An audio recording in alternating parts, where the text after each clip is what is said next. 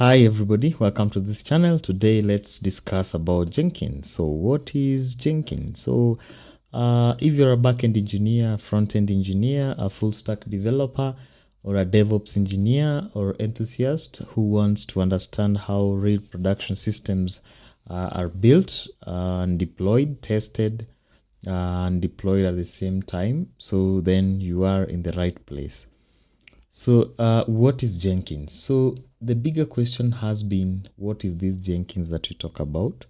So Jenkins is an open source. So first is an open source automation tool, or rather automation server that helps us build and then test and deploy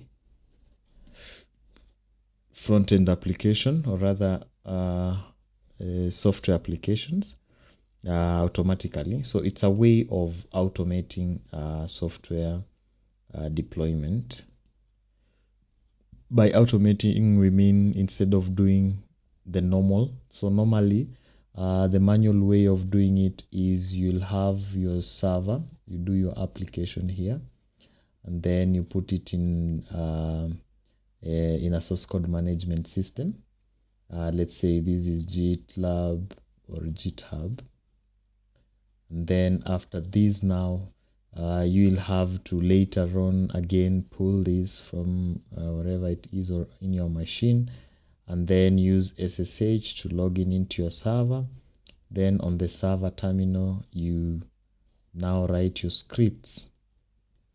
For example, you write the rsync and maybe using the secure copy command to now move your files from your sub version, now moving them into your server, which is in maybe now in your cloud.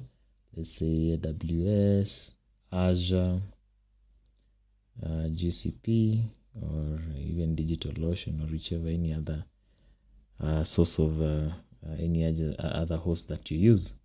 So this will be your journey manually. So if you're to do manually, you'll do this, but now Jenkins will help us now automate this entire channel, or rather entire journey into one. So the good thing is it's open source here. So it's open source, that means we can freely run it, or we can freely install the Jenkins server and then run it locally in our machine, or in our server VM, or in our Docker. And then we can be able now to use it to automate the process of deployment. So every time we push code into Jenkins, so how it will happen is every time we push code, so what will be now the automated, or rather the new way of working will be, we just do our code and then we push it to our SEMs. Then once we push this, now automatically we'll have either webhooks or just integrations that will automatically pull all these data and then pull them and then deploy it using now our Jenkins pipeline. It will now have our scripts in here, which will write some scripts here, which will deploy now app automatically into our cloud environment. So that's what we'll be automating. So in simple terms, Jenkins is an engine that powers continuous integration and continuous delivery. So when you hear about CICD, this is continuous integration and continuous delivery. So that's the AKA for it, is also known as that. Yeah, so in a microservice world, we cannot avoid Jenkins. So in modern systems, we don't build one large application like a monolithic application and then we deploy. So we do a number of microservices, and then those microservices will be deployed independently in independent time and independent functionality whenever we want to push updates. So these could be Spring Boot APIs, could be just some APIs done on Spring Boot, or it could be also a front end, let's say a React or Next.js front end, or it could be even a monolithic Laravel app that has some functionalities that you don't wanna, maybe in a legacy application that you wanna use in your new application, or also it could be just a background worker that you're just using to do that you'll just be using to deploy or do your deployment separately. Yeah, so where do Jenkins basically fits in? So Jenkins fits in when you want to build each microservices independently. So for example, if you want to build different microservices separately, that's when you'll need, so let's say we have these microservices done in a microservice environment. That's an option that you'll use Jenkins. And also we might also want to run automated tests. If you're doing maybe test-driven development and stuff like that, you might want to run those tests within these automation within the deployment process. You have a stage for doing the tests, then ensuring that all tests are passing before you can now deploy your app to production. And also you can package your application. You might want to also package your application using maybe Docker or other containerization tools. So you might want to package your application and then finally you deploy your application. And also you might want to deploy in different environments. Say you have different environments, like let's say you have the build stage, then you want to deploy others in the testing maybe area or staging area, and then you have maybe a final production environment or deployment environment, something like that. So all these is will give us a perfect scenario of using now Jenkins in doing your application. Yeah, so why Jenkins over all other tools? So first is Jenkins will give us full control over our whatever we are doing within Jenkins. It will give us full control over everything that we will be doing within our infrastructure, because this one now what we'll be doing, it has a server that you'll just install, which is installable. And so it means here we'll control things like space, we'll control things like speed, maybe infrastructure. Maybe if you want to build something, we'll control, this one includes some things like mounting and mount points for different applications. We can control things like within the infrastructure, we can control things like the CPU that we need our architecture, rather our server to consume.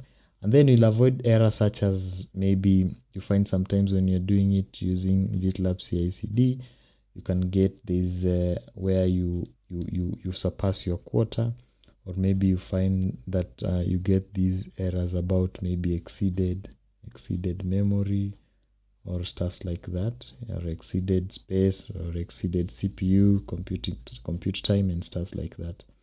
So Jenkins here will give us full control of this, and also we can control our environment. We can run it either in Linux, we can run it in Windows servers, we can run it in whichever kind of server that we want. And this one also you can maintain the versions and stuff like that. Number two, it allows us to do deeper customization for complex enterprise.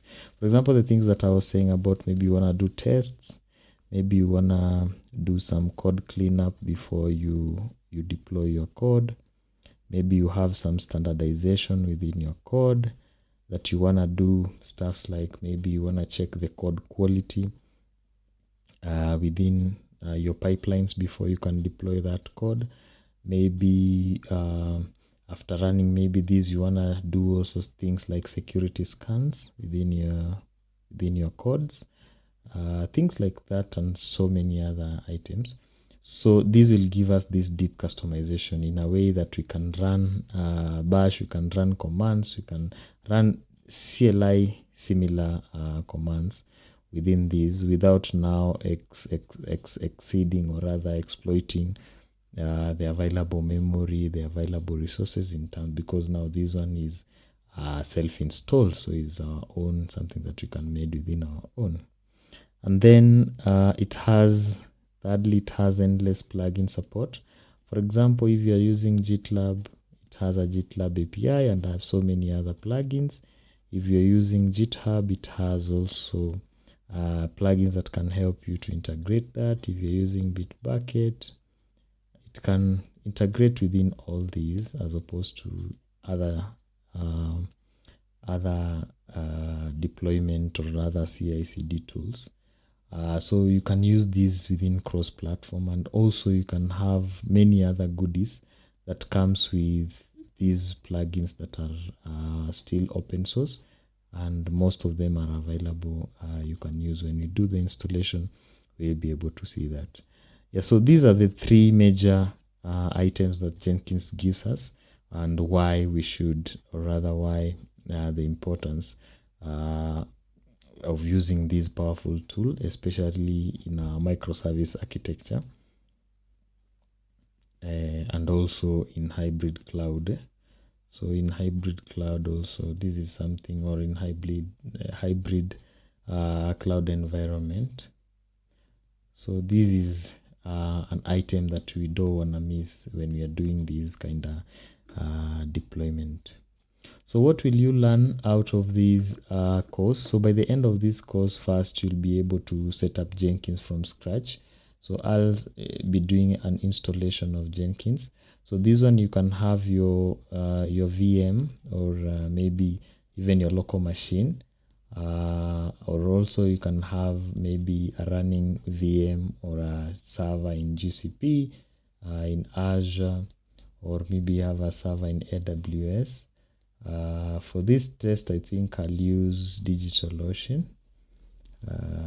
So you can, whichever version that will be used, and then we'll be installing it in, let's just do it simply and do in an Ubuntu server. But either way, you can pick Alma Linux, you can pick whichever kind of Linux distribution that you can decide to use. But for me, on these, I'll be using DigitalOcean, and also I'll be doing in Ubuntu server.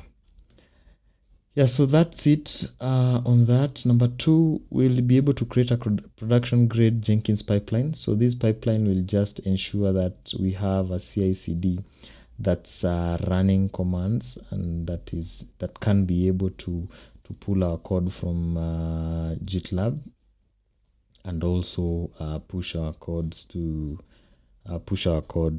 now our server, or rather our host, say host server and stuff like that. And then finally, finally we'll be able to do this in a production grade. So I'll not only just do some simple push onto this, but rather we'll just pick an app. Let's say we'll pick a Spring Boot service, and then use this Spring Boot service to or rather deploy this Spring Boot service using the Jenkins itself. So this is what we're gonna also do around the same.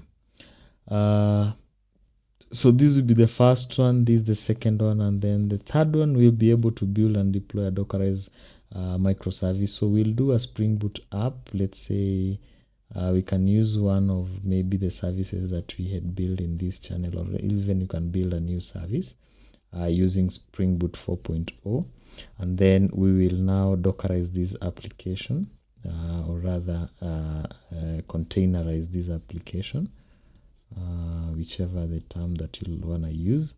And then after this, now we will deploy this application. So basically we'll just build it for prod, and then we finally deploy it in our Ubuntu server that will be running on our environment. So after that, we'll integrate Jenkins with a Git repository. So basically here I'll use GitLab. Let me know if you want me to also do another series on GitHub, because of its fame in the industry. but I'll be doing this on Gitlab, whereby we're using Gitlab API to integrate automatically, so that Jenkins can automatically pull these whenever you do triggers like push. Let's say if you push code, or if you accept a merge request, we'll be able to pull this code and then deploy it in our digital Ocean server. So you'll be able to do that, and that by the end of this lesson, you'll be able to like do that exactly. And then we can do one Spring Boot application. We can also decide to do something like a React application, or do a Laravel application. Now that one depends on which one you guys will be very much interested in, but that's something that we'll be able to do also in this course, and be able to deploy this app and see how it will behave in a real life scenario. And if you want to move from just writing codes to maybe owning the entire delivery pipeline, then this course will give you that skill set that you need. So on to this, let's meet on the next tutorial. Thank you and peace.